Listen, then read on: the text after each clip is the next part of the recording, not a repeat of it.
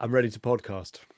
Hello, and welcome to this episode of Rule of Carnage, a series of conversations, a series of podcasts, a series of videos, depending on where you are consuming it with which particular organs. Where myself, Glenn Ford, a games designer and developer, and my good friend Mike Hutchinson, a games designer and developer, talk about designing better miniatures games. So, I was recently reading a game design book about iterative game design and playtesting and such like. Um, and they made a point about the video game Portal, um, which made me think It's a good about one, that one. it's an excellent game. It made me think about my design for Boards and Black Flags, which I think when this conversation goes up is going to be live on Kickstarter. Hooray! Go and follow it on Kickstarter. Give him money. And the nature of affordances and options in games. So the point that was being made in the book about Portal and specifically Wait a minute. You've just told us about Borders and Black Flags, which is now live on Kickstarter. Quick pitch for those people who don't know what that is, so that because it's going to be important for the rest of the conversation.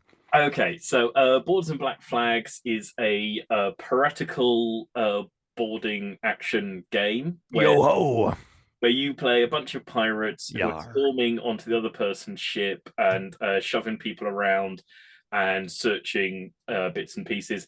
The sort of important point is that because it's on a ship at sea, the deck is swinging backwards and forwards each round, and so stuff is sliding back and forth as you. Right, and it's a pirate game, but it's not like a pirate skirmish game that happens in Pirate Town on the land, and it's No. not a pirate game where we might like sail around and bump into each other. It happens the moment when the two boats get lashed together, and one pirate crew swings over to attack the other, and it's all deck based Yeah, combat. it's as is often the case with me. I was sort of playing various pirate skirmish games. I was going, well, what about this makes it a pirate game? Is it because everyone's wearing a tri-cornered hat and has peg legs and abilities called R matey?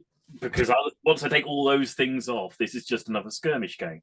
And so, Borders and Black Flags, it's like, well, actually, I was watching the TV show Black Sails repeatedly, and in that there are these incredibly violent conflicts in these incredibly chaotic environments, Mm-hmm.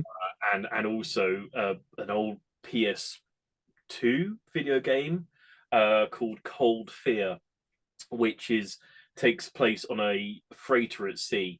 And one of the very first bits of the game, you're walking along this freighter, stumbling about because you like it's like in a massive storm. It's really difficult to move, and you go along a bit, and then a massive fucking great packing container just mashes the shit out of you, and you're just dead instantly. And then you sort of realize, oh, okay, I've got to be looking before I move places. And those inspirations went into sort of designing Boards and Black Flags. But to track back, uh, Yes. what the book was saying about the portal gun in Portal is interesting, is that Portal is a game that is all about firing the portal gun, Mm-hmm. and yet, at least in the original Portal game, the portal gun doesn't get upgraded. It doesn't get, more powerful or more important. Aiming it is completely trivial. It doesn't matter how like good you are at shooting it.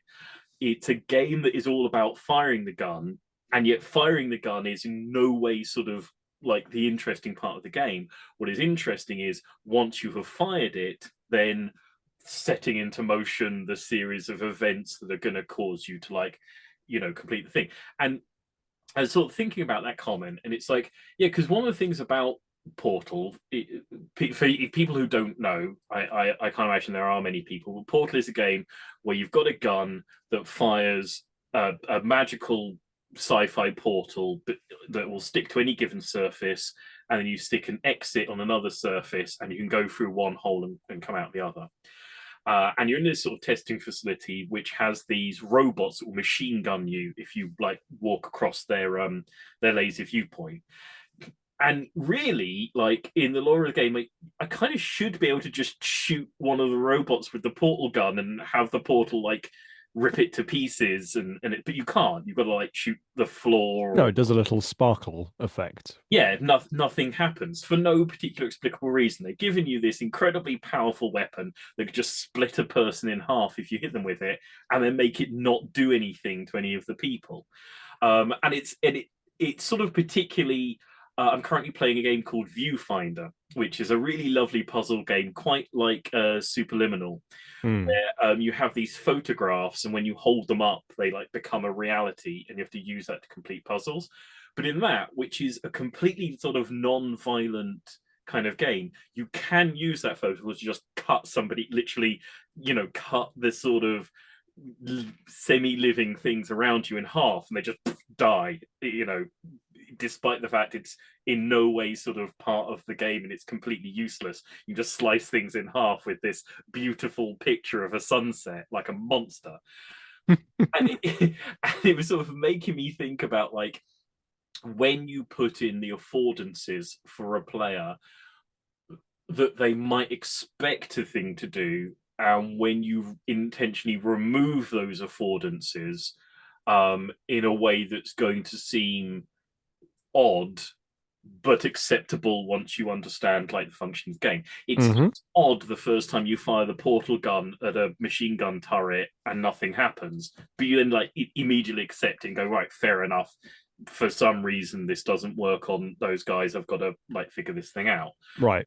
Um, and so, Although Portal does have the formal advantage of not being a tabletop game where, someone could read that tabletop game version of Portal and just be like, I'm not sure I like this game. I think I'm going to make it so that the portals do destroy robots, and I'll just play the game for the first time with that house rule in it.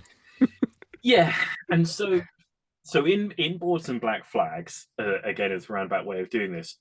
You can't kill people with guns and muskets. The No, guns don't. No, nothing has their wounds. guns Nobody. don't kill people. Flying debris does. Yes, flying debris kills people. Your units don't have a wound stat. And you literally can't be killed with a cutlass or a gunshot. What cutlasses and gunshots and various attacks do is push you and trip you over, or cause you to take a test to see if you will be tripped over, Hmm. shove things back and forth. And that's because what is interesting in Borders and Black Flags is the lanes of destruction that are created by the shifting of the ship. The crates, like heavy crates that move across, can kill you. You don't take wounds, but they just like smash you clean off the table, one shot you. If you're off your feet and you're near the edge of the ship, and the ship shifts so that you go off the deck, you go into the sea, and you're just immediately dead. And figuring out what the lanes of destruction are and in which way those lanes will go, and how you can manipulate them, and how you can create new destructive lanes during play, is what is interesting and effective and enjoyable about the game. Mm. And like with early play tests, that was in there, and also you could just straight up shank somebody or shoot them. And what became very quickly apparent was figuring out these like lanes of damage, knocking people over in the right location, and then trying to take control of the ship is an arse ache. It's a lot of figuring things out and trying to like map what's going to happen. And it's very effective and very fun, but everybody just ran up and shanked each other and searched the ship and then ran away again. And basically there was no real engagement with the whole falling down and moving and sliding mechanic. Yeah, to be clear, like it wasn't an arse ache because it was unenjoyable. It was just like a less direct way to achieve your objective. It was an Yeah, interesting puzzle that you were given, but you always had a better solution than engaging with the puzzle, which was to just blow a man's face away.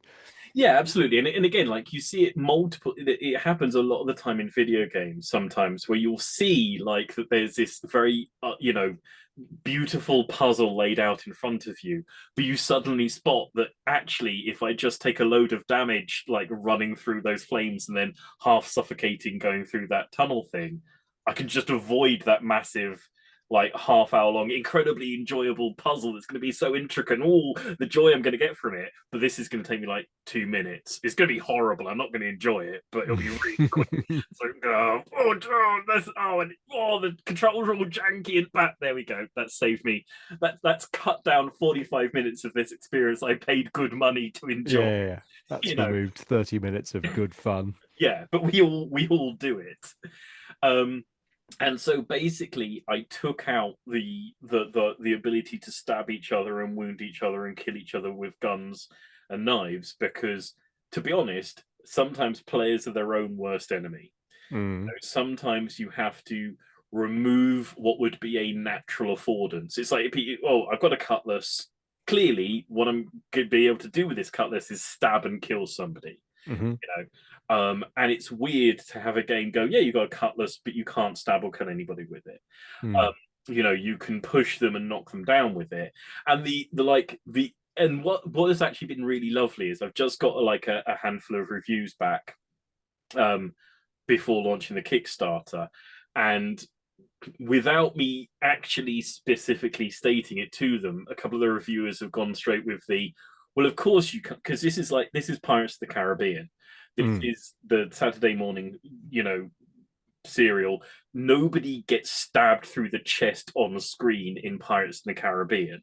Yeah. It just does not. Everyone's got cutlasses. Everyone's constantly fighting. Nobody gets like Yeah, killed. the cutlasses are there to make good noises when they hit each other. Yeah, and Clink, clink. you can only stab people if they're a skeleton, and it doesn't really matter. Yeah.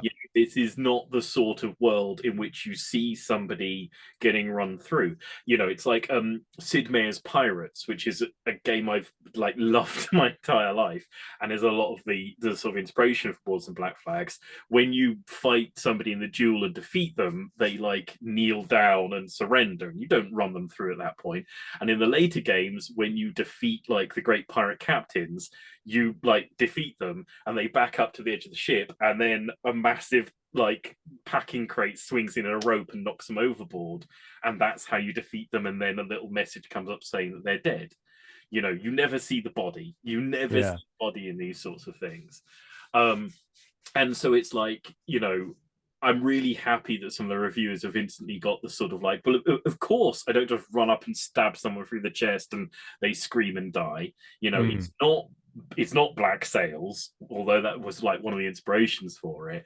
Where you absolutely do see people horribly stabbed and brutally beaten to death on screen. It's a different sort of pirate story, and yeah, I think it's like the places where you choose to take away from your players the tools they would expect to have in order to encourage them to engage with something that's more fun and interesting. Yeah, and I think that it's so interesting in like your comparison to Portal is fun because like in video games, like the verbs in the game are encoded in like pretty much an unalterable way. Like if Portal doesn't, if a game doesn't give you a button to attack with a cutlass, you ain't attacking with a cutlass. Like in Monkey Island or whatever, like we're exchanging insults through dialogue. Like that's the UI that we're provided with. Um, Whereas like in a role-playing game, like you could have a role-playing game that says, "Hey, this is a Pirates of the Caribbean type of a thing. Like we're not going to be stabbing people, but like I'm going to have a cutlass on my belt." And so at some point the conversation can turn in the direction of, well, is there a combat system? Like how does it work? Can I stab someone with it? And miniature games, I think, are often because we talk a lot on this channel about how miniature games are fairly formulaic on the main. And it's completely reasonable for a miniature game to say, no, wait a minute, there's a set of verbs in my miniatures game which are not the verbs that you would expect. Hmm. And some of the verbs that you would anticipate are in fact not there and it's not relevant to the game experience. And you might be thinking, well, it's weird that I can't swing my cutlass, but it's literally just not relevant to the game experience that I'm trying to create, in the same way that like there isn't a sort of bomb button in Tetris. Like that's not relevant to the game experience. Yeah, absolutely. And it's like, you have a cutlass and you swing the cutlass, but what happens is not that you run the person through, but they essentially jump out of the way of it because you get to push them a certain distance, because that's the sort of dueling that takes place. Mm. Um, The yeah, coward retreats. yes, yeah, absolutely. It's like you say, it's sort of it's about sort of the verbs and the options, I think, that that you offer to players. I think it's interesting, like saying about RPGs, because the one of the RPGs I really love is the Doctor Who RPG. I want to Mm. say, I can't remember who published it, but in the Doctor Who RPG, it has a really lovely thing where you totally can fight, you can attack people, you can shoot them, you can kill them, but speaking always gets priority over attacking. So Mm. if you choose to solve a problem by talking somebody down, or like confusing them, or doing something, because words are like the doctor's power is like talking people rather than stabbing them. Hmm. Talking always becomes the most powerful option if you can do it effectively. Mm. And so it's created in such a way that like direct violence is just a stupid option. It's just a bad choice, like Mm. 99.9% of the time. Um, and again, like I did consider with Boards and Black Flags having this situation where stabbing people was just like really, not as good as like crushing them with the crates. But there's no, and this is again, it's a little bit like about player behaviors and whatnot. There's no level of bad you can make the stabbing and yet still be taking wounds off them, where people won't still just run up and stab people. You Mm. could give somebody 20 wounds and have a cutlass take off one wound at a time, and a crate kill somebody instantly when you take it, and you will still have players stabbing, and then you just got players standing there just stabbing each other for like 20 turns, going, well, this is rubbish. No one's died. It's like, yeah, because you're not meant to be doing that. And at that point, yeah, it's just go, yeah, well, you can't do it. You can't. Yeah, yeah. It makes me think of my like my semi-brave but semi-cowardly implementation of missile weapons in Hobgoblin, where it's like fundamentally, dwarf gunline armies don't work because fuck that noise. Like that's not what this game is about. Um, but it doesn't, but I had to sort of sneak it in the side door. Um, Yeah, it was. Yeah, and I remember like when we were designing Hobgoblin, there were several conversations about, does shooting do something else? Does shooting? yeah, and unfortunately, because I'd already mashed wounds and morale together into a single currency, like the only practical thing it could do was invoke that currency. Mm. And so in some regards, it's like, well, shooting caps out at 5 damage, or 5 doom tokens. Like it's not 5 damage. It's like you can't be any more scared of shooting than 5. Yeah, it genuinely. I think the shooting in Hobgoblin was a difficult issue, and I think you're totally right. It does relate to this, because it's like the point of Hobgoblin is that everything you bring to the table gets a chance to shine, Mm. and if you can be alpha striked with shooting, that is sometimes not true. And Hmm. early on there was a thing. It's like, okay, well, here's my great big lovely dragon that I'm really happy about, and you've told me is going to be good in this game. And then the other guy's got a bunch of cannons, and it just gets deleted first turn. So, well, you lied to me. You lied to me about the dragon. Why would I ever bother playing this? I'm back off to Warhammer Fantasy Battle. Yeah. And so, the shooting is in there to go like, no, you can't shoot, you can't kill the dragon with guns. Screw you for Yeah, there's no out. direct damage magic and you can't kill things with guns. Like, And yeah, and the thing is, of course, there are, as there were always going to be now, players who are like, well, I love a dwarven gun line. I genuinely find it really thrilling and exciting, the idea of thunderous cannon going off, and the obliteration that occurs. It's like, well, not the game for you, buddy. yeah, and like I'm sympathetic to it in the same way that I'm sympathetic of like, well, it's fun to have melee combat, which matters, and mm, maybe sometimes people get their legs cut off. Like, great, but like let's have a bloodthirsty cutlass game where we focus on that, and that can be that game. But Borders and Black Flags ain't that game. It's the decks moving. Why is that interesting game? Yeah, and it's like, I prefer like Hobgoblin to, I don't like.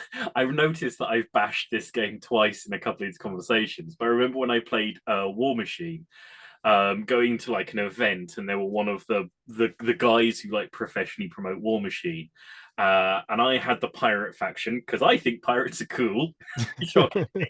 And there's a guy in the pirate faction, Broadside's Bart, who's like Brian Blessed as a pirate. So it's like obviously I'm playing him, and all of his stuff is about having a massive gun line. He's like Yeah. causes cannons to fire more repeatedly. He gets more cannons than anybody else, etc., etc. The guy running the event he was like, gun lines don't work in War Machine. They never work. They're always a terrible idea. And I played the game. I just sat there and obliterated the other person with gunfire and won. So, well, apparently it does work. Why does your game tell me it doesn't work and then put in a gunline faction?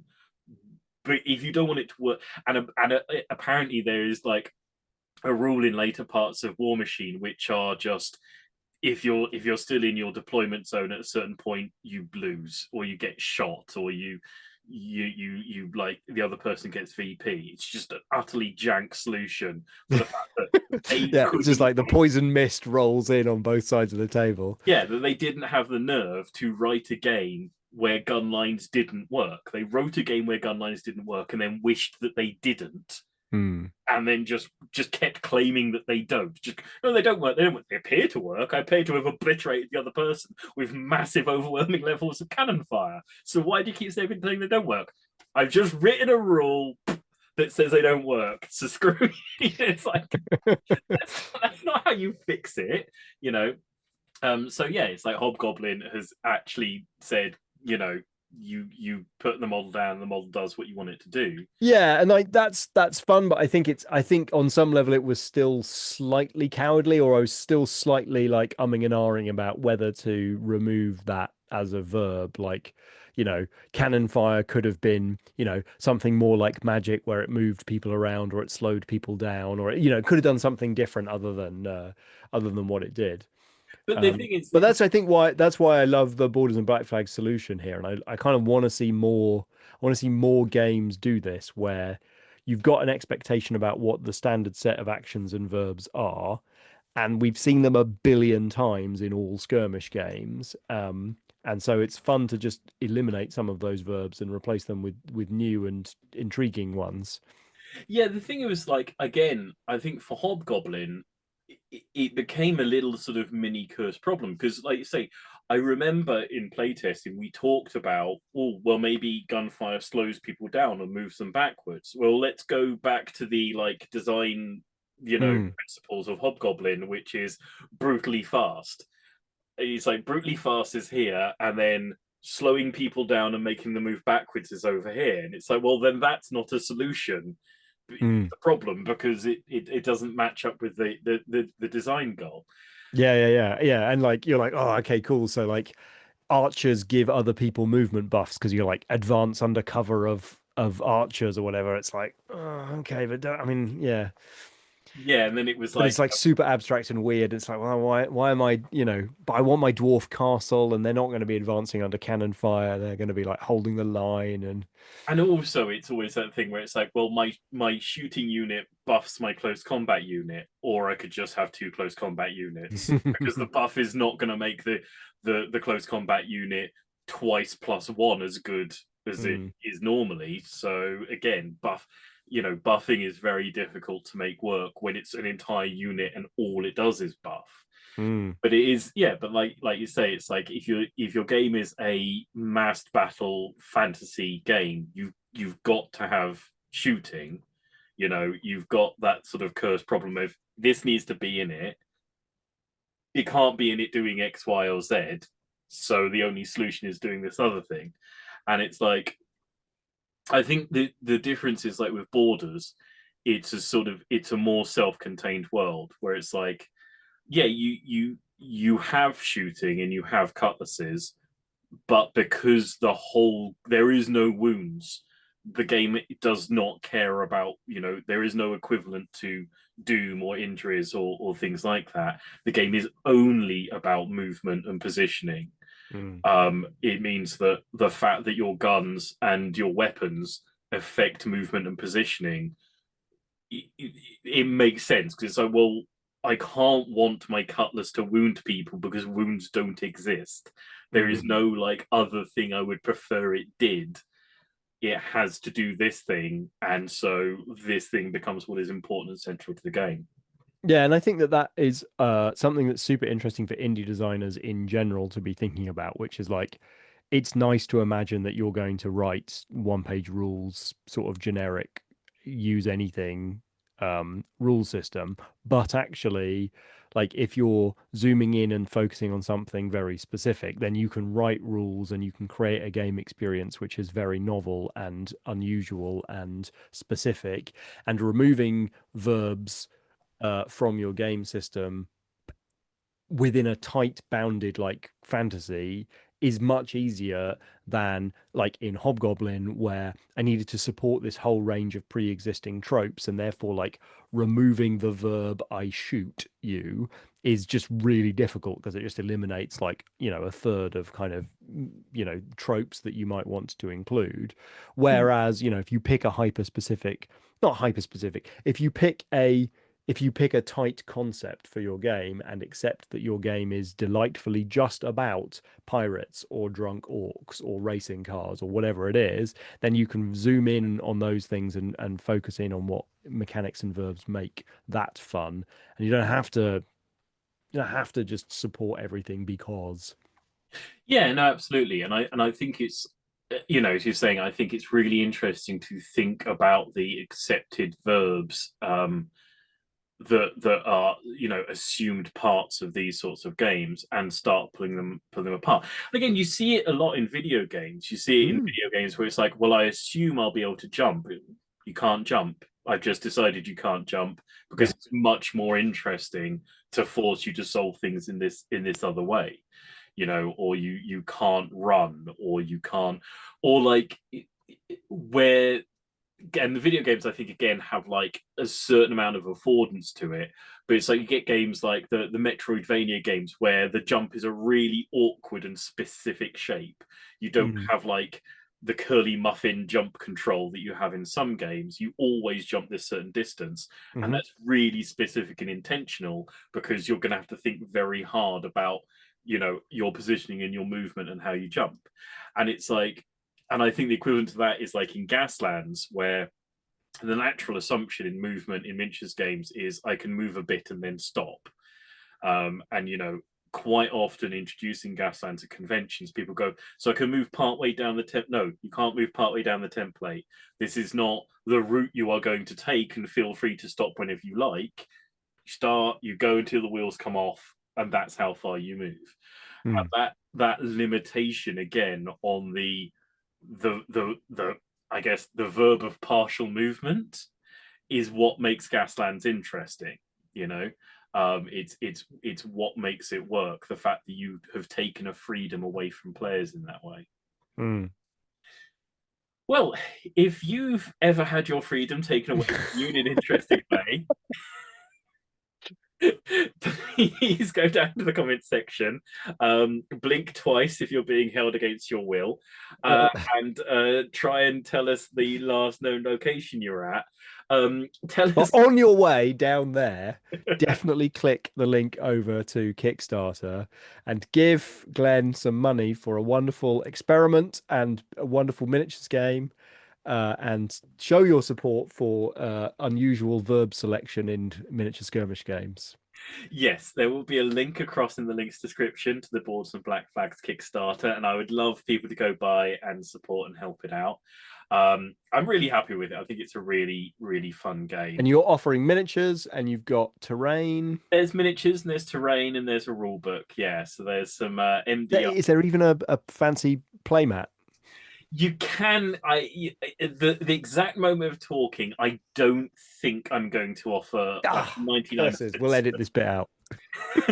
Well, it's to be honest, it's because of like US shipping and the difficulty of producing playmats in different places. And if you want to know more about the difficulties of US shipping, go back and listen to our 5 hour long Yeah, boot camp on kickstarting on yeah. this channel. What I'll probably do is I'll probably put a link across to where you can get the lovely play mat that I used in the videos and such like. Nice. Because I can't do a better job of providing it to you than the people who make it will provide it to you directly. That's good. But yes, there will be lovely, fully printed and coloured and stuff MDF terrain and lovely sets of faction miniatures and a lovely book and a lovely game.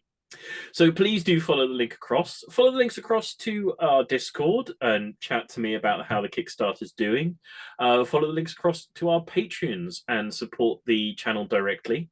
And whilst you're in the mood for supporting the channel directly, hit the like and subscribes. And for now, I think from this episode and this Rule of Carnage, it's going to be a thank you and goodbye. So thank you and goodbye. Cheerio. Bye.